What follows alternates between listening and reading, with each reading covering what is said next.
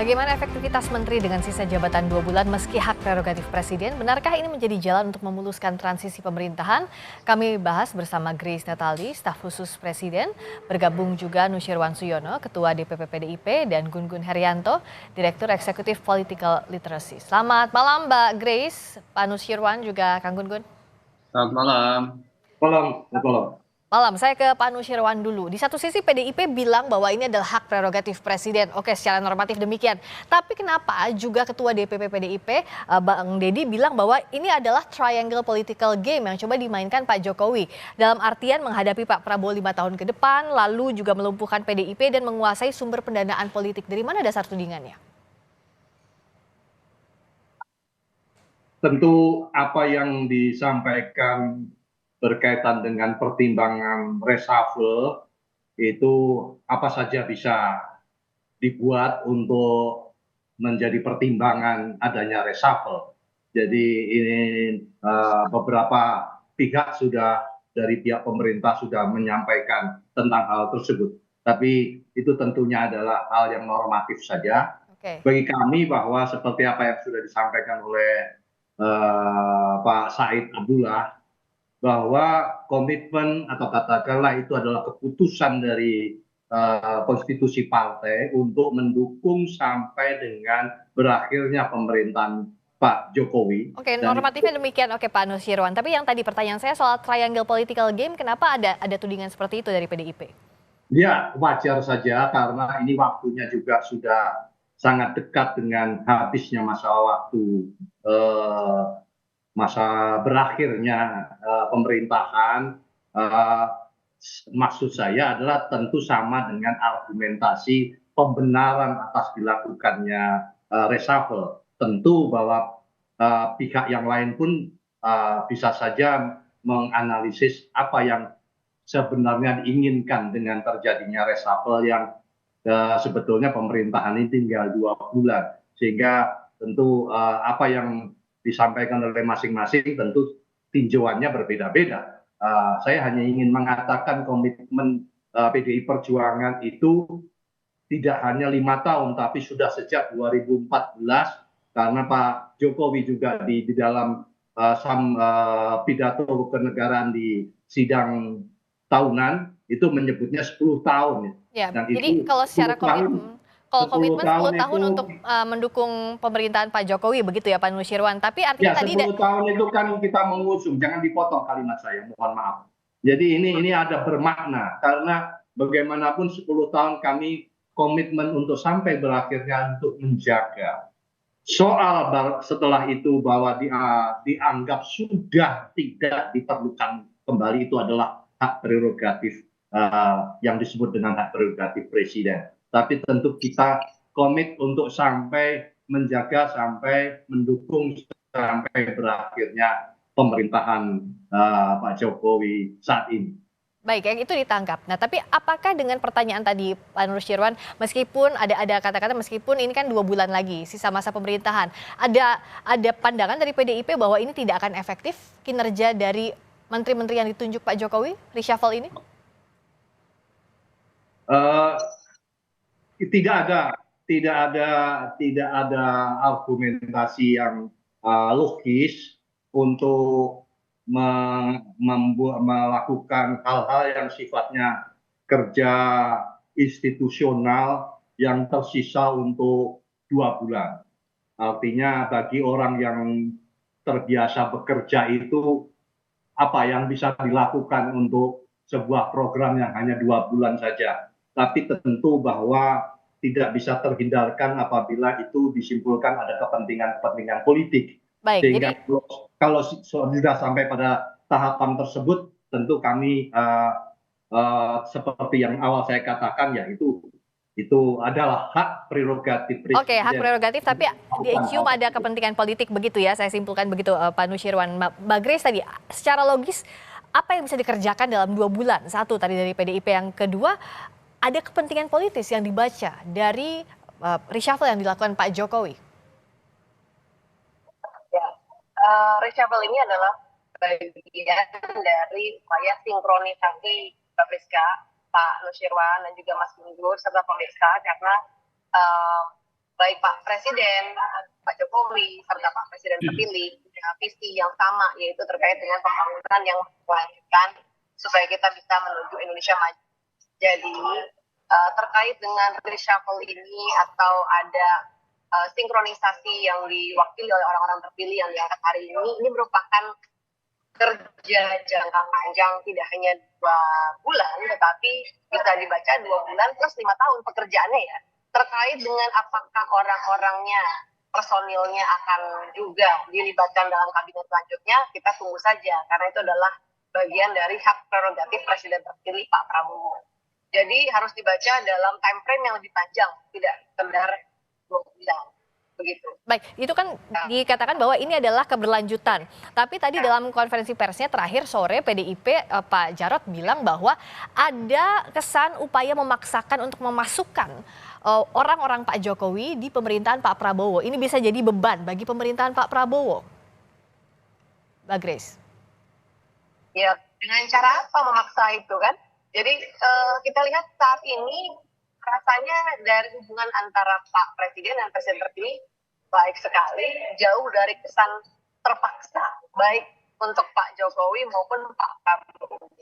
Komunikasinya bagus, transisinya sangat smooth, justru ada komitmen, ada niatan baik dari keduanya, baik Pak Prabowo mau melanjutkan program-program Pak Jokowi yang memang sudah baik, dan juga Pak Jokowi juga membantu agar proses sinkronisasi bisa dimulai sesegera mungkin, karena ini ada pekerjaan besar, contoh misalnya program makan bergizi gratis yang merupakan program yang tidak pernah kita miliki sebelumnya, punya tujuannya sangat baik, tapi membutuhkan kerjasama yang sangat luar biasa antar kementerian lembaga, antar kepala daerah. Ini keruwetannya pasti banyak, begitu kan? Makanya dibutuhkan regulasi yang baik. Oleh karenanya Menkumham dalam hal ini yang juga punya peranan penting untuk memastikan payung hukumnya itu tersedia, memenuhi semua syarat administratif.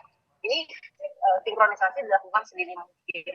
Kalau kita lihat Pak Yasona, Pak Riki sudah mendampingi, mengawal Pak Presiden sejak dari awal periode kedua hingga saat ini sudah menjelang akhir dari masa jabatan. Jadi keduanya ini sudah selesai memang masa tugasnya, tongkat estafetnya sudah harus diserahkan. Tidak ada aroma politis di balik pencopotan Pak Yasona, Mbak Grace? Ya, memang sudah waktunya. Gimana mau dipegang terus tongkat estafetnya, nggak dikasih ke yang selanjutnya? Memang waktunya untuk kita berganti ya, untuk memberikan kontribusi terbaik buat masyarakat negara. Jadi jangan terus dipandang dengan narasi yang negatif, karena memang ini sudah waktunya. Meskipun sisa 2 bulan lagi begitu, apakah ini waktu yang tepat, Mbak Grace? Justru karena program Pak Presiden berikutnya, Pak Presiden terpilih membutuhkan waktu pasti ya, semua membutuhkan waktu. Bahkan jangankan untuk yang sudah di-endorse oleh Pak Jokowi saja terkait hilirisasi, karena ini adalah program yang baru, nggak ada sebelumnya, itu bisa makan waktu tahunan, lebih dari 2 tahun, karena antar kementerian lembaga takut bikin salah nih, takut jadi temuan dan sebagainya, jadi butuh waktu. Makanya sinkronisasi itu harus dilakukan sendiri, supaya begitu nanti tongkat estafet resmi diserahkan, bisa langsung kerja, bisa langsung jalan, kalau perlu bisa langsung lari. Jadi untuk sinkronisasi dianggapnya toh sudah selesai. Nah, kalau Kang Gun-Gun melihatnya tinggal 2 bulan lagi atau justru masih ada 2 bulan untuk sinkronisasi, mana yang paling match dalam kebutuhan saat ini kalau dari sisinya Kang Gun-Gun? Iya, jadi memang reshuffle kali ini lokusnya bukan pada efektivitas kinerja, tetapi lebih pada transisi ya. Transisi pemerintahan Jokowi ke pemerintahan Pak Prabowo. Dan tadi bahasanya Mbak Grace itu sinkronisasi. Atau bahasa lain prakondisi untuk eranya Pak Prabowo. Sehingga kemudian kalau kita lihat orang yang diposisikan sebagai menteri di reshuffle ini, seperti Pak Bahlil ya, kemudian Pak Supratman, kemudian juga beberapa nama lain, itu kan orang-orang yang memang saya lihat ya diproyeksikan untuk membangun prakondisi rezimnya Pak Jokowi ke Pak Prabowo. Nah, yang kedua, pesan dari reshuffle ini sesungguhnya ada yang disebut dengan sinyal kuat soal keterlibatan politik partai yang mana yang kemudian menjadi bagian dari era Pak Prabowo ke depan begitu ya. Saya melihat dengan dirisapelnya teman-teman dari PDI Perjuangan ini menjadi penanda tegas bahwa PDI Perjuangan memang tidak akan diikut sertakan gitu dalam posisi kabinet Pak Prabowo mendatang. Ini tentu ya sinyal ini terbaca dari kenapa kemudian posisi dari pos yang diisi oleh menteri-menteri PDI Perjuangan.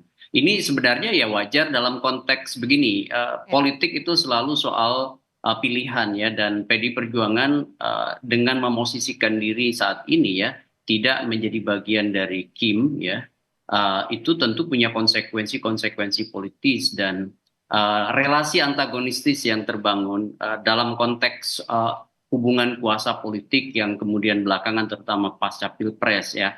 Ini kan menunjukkan bahwa arah politik PDI Perjuangan kemana, dan tentu ini juga menjadi sebuah sinyal kuat soal posisi ya, dan dinamika politik dalam waktu pendek, terutama kalau kita lihat landscape-nya di pilkada dan konfigurasi rencana pembentukan pemerintahan. Begitu. Kang Gun-Gun melihatnya dengan PDIP berjalan sendirian, apa-apa yang untung rugi yang akan didapatkan oleh PDIP di pemerintahan berikutnya?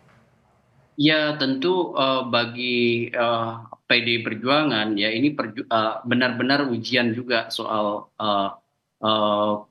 eksistensi partai, karena apa? PDI Perjuangan dulu pernah punya pengalaman ya di era Pak SBY menjadi kekuatan oposan dan kemudian menjadi bagian dari pemerintahan Pak Jokowi 2 periode. Sekarang dihadapkan pada realitas berbeda posisi politik, dan apakah kemudian mampu kembali memerankan diri sebagai kekuatan oposan atau sebut aja kalau PDI Perjuangan istilahnya penyeimbang kekuatan politik ya, dan itu diperlukan dalam konteks demokratisasi ya, dan PDIP saya pikir punya pengalaman itu, dan proses yang kemudian ditunjukkan oleh PDIP bisa juga menjadi sumbangsih juga dengan cara yang berbeda gitu. Memang kerugiannya signifikan ya, bagaimanapun di luar itu berat ya, mulai dari pola relasi politik yang mungkin tidak mudah tidak hanya di pusat tapi juga di daerah ya, kemudian logistik, kemudian juga mungkin ditinggalkan dalam konteks power sharing. Jadi tegasnya oposisi begitu akan jadi tantangan untuk PDIP ke depan ya, Kang Gun-Gun. Ya, Kalau tentu, baik, saya ke Pak Nusirwan. Apakah PDIP sudah siap melihat sinyal ujian ini ke depannya dari mulai reshuffle 2 menteri di posisi pentingnya, meskipun Pak Arifin Tasrif bukan kader PDIP, tapi kan berdasarkan rekomendasi dari PDIP. Juga Pak Yasona Lawli dianggap dari istana tadi Mbak Grace bilang ini sudah waktunya, tapi apakah PDIP membaca sinyal itu atau jadi penanda tegas bahwa oke, PDIP ke depannya bukan lagi bagian dari pemerintahan Pak Prabowo? Ya, yang pertama kalau kalimat sudah waktunya saya tidak tahu, nanti ditanya sendiri maksudnya sudah waktunya itu bagaimana. Apakah sudah waktunya tidak diperlukan lagi, atau kalau bahasa sudah waktu, kalau waktu itu tentu mengikuti batas masa bakti pemerintahan, saya tidak tahu itu maksudnya sudah waktunya itu seperti apa. Yang kedua yang berkaitan dengan tadi sudah dijelaskan oleh Pak Gun-Gun bahwa kita cukup lama punya perjalanan untuk menjadi penyeimbang, kalau bukan oposisi tadi penyeimbang. Dan yang kedua kita tidak boleh mendahului.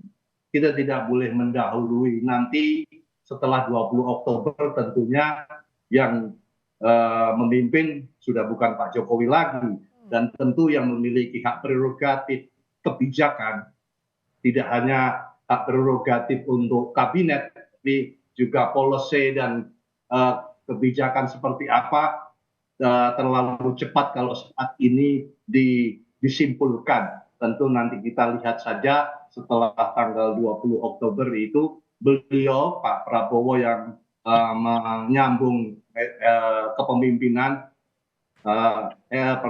kebijakannya seperti apa, termasuk nanti arahnya akan seperti apa. Jadi Pak Nusirwan masih terbuka pintu begitu ya, setelah 20 Oktober saat Pak Prabowo sudah memimpin bisa jadi PDIP jadi bagian. Bagaimana?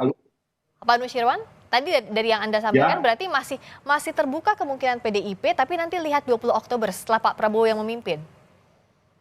Ya tentu kalau kita membahas tentang kalau yang sekarang yang kita bahas sore ini kan sampai batas waktu pemerintahan Pak Jokowi, kita akan Sampai Oktober. membahas reshuffle. Reshuffle-nya reshuffle pemerintahan Pak Jokowi. Terlalu cepat kalau kita menyimpulkan beberapa langkah-langkah pasca tanggal 20 Oktober pergantian nantinya. Kita lihat saja nanti bagaimana perkembangannya. Menurut saya begitu, menurut kami begitu. Sama-sama dong, sama-sama memiliki hak prerogatif. Kalau kita mengatakan bahwa sekarang ada hak prerogatif, kita juga harus hormati. Nanti setelah 20 Oktober juga ada hak prerogatif yang dimiliki oleh presiden terpilih. Nah, ada hak prerogatif Pak Prabowo yang ditunggu oleh PDIP. Ini artinya masih ada pintu yang tak mau dijawab sekarang oleh PDI Perjuangan bisa bergabung atau tidak. Tapi kan bicara soal reshuffle ini, Mbak Grace tadi disampaikan adalah ada transisi kepemimpinan antara Pak Jokowi dengan Pak Prabowo. Apakah dengan, meskipun nanti orangnya tidak tahu siapa yang akan ditunjuk saat Pak Prabowo sudah menjadi memimpin sebagai presiden terpilih, tapi sebagai presiden definitif, tapi apakah reshuffle ini jadi kode bahwa ada orang-orang yang dititipkan atau Pak Jokowi ini punya andil juga untuk menyusun kabinet di masa pemerintahan Pak Prabowo, Mbak Grace? Yang pasti Mbak Priska, ada komunikasi yang baik antara Pak Presiden saat ini, Pak Jokowi, dan juga Presiden terpilih Pak Prabowo. Jadi kalau kita lihat ini membuat makanya proses transisi atau sinkronisasi ini bisa smooth sekali. Dan oleh karenanya yang akan mendapatkan manfaat paling besar adalah masyarakat Indonesia. Kalau para pemimpinnya itu akur begitu ya. Timbang yang ada di kapal tapi terus membolongi kapal gitu kan, jadi kapalnya gimana mau jalan gitu kan. Kalau ini ada kerjasama yang baik, sama-sama punya satu visi bahwa pembangunan itu harus berkelanjutan. Dan oleh karenanya kita lihat prosesnya ya bisa dikatakan sangat-sangat smooth supaya nanti mengurangi waktu untuk orientasi, mengurangi waktu-waktu yang terbuang padahal waktu sangat pendek begitu ya. Pak Jokowi 10 tahun aja banyak yang beliau capai, tapi juga beliau bilang masih banyak yang perlu kita kerjakan agar bisa menuju Indonesia maju. Jadi karena waktu sangat berharga, oleh karenanya waktu-waktu tunggu yang harus dilakukan memang proses koordinasi antar kementerian lembaga, apalagi untuk proyek-proyek program-program yang belum pernah ada sebelumnya. Koordinasi bukan dalam artian cawe-cawe ya Mbak Grace? Kenapa? Koordinasi di sini bukan dalam artian cawe-cawe Pak Jokowi. Koordinasi yang sesuai dengan kapasitas dan porsi masing-masing. Kalau Kang Gun lihatnya, jadi kalau dari proses transisi ini kan ada keberlanjutan tadi disampaikan oleh Mbak Grace, tapi PDIP juga belum mau berbicara soal apa yang akan jadi sikap PDIP dalam pemerintahan mendatang. Nah, reshuffle ini apa maknanya? Apakah sekadar tadi langkah politis, transisi itu normatifnya, tapi secara politis apa implikasinya? Ya, implikasinya menurut saya jelas ya, bagi hubungan politik Pak Jokowi dengan PD Perjuangan itu gapnya nampak melebar. Tetapi belum tentu posisi PD Perjuangan dengan Pak Prabowo pasca perubahan pemerintahan. Makanya memang tidak ada pola politik linier, tapi bersifat resiprokal, timbal balik, tergantung pada dinamika yang terjadi, ditentukan oleh isu dan pergerakan aktor. Jadi bagi saya sih, apa yang tadi disampaikan oleh Pak Nus itu adalah equivocal communications dalam konteks komunikasi politik. Jadi sifatnya itu diplomatis ya. Maksud saya begini, posisi politik PDI Perjuangan akan ditentukan juga aksi reaksinya dengan Pak Prabowo nanti. Tetapi dugaan saya berdasarkan basis analisis, di awal pembentukan pemerintahan mungkin PDI Perjuangan tidak akan terlibat terlebih dahulu. Maksud saya, jikapun dinamikanya berubah pasca pembentukan pemerintahan tidak di tahun awal, melainkan akan sangat ditentukan oleh dinamika tahun kedua dan seterusnya. Apakah kemudian pola hubungan Pak Jokowi dan Pak Prabowo tetap menguat, ya kan, atau sebaliknya? Nah, ini tentu juga akan menjadi satu pertimbangan ke depan. Makanya kemudian saya lihat kehati-hatian PDI Perjuangan dalam menentukan sikap itu akan sangat dipengaruhi oleh situasi pasca 20 Oktober. Situasi pasca 20 Oktober masih yang paling menentukan meskipun reshuffle ini digelar 2 bulan sebelumnya, tapi tadi dibaca ini sebagai langkah politik untuk transisi seberapa efektif publik yang nanti akan menilai. Terima kasih Mbak Grace Natali, staf khusus Presiden. Terima kasih Pak Nusirwan Suyono, Ketua DPP PDIP, dan juga Kang Gun Gun Herianto, Direktur Eksekutif Political Literasi. Selamat malam. Selamat malam.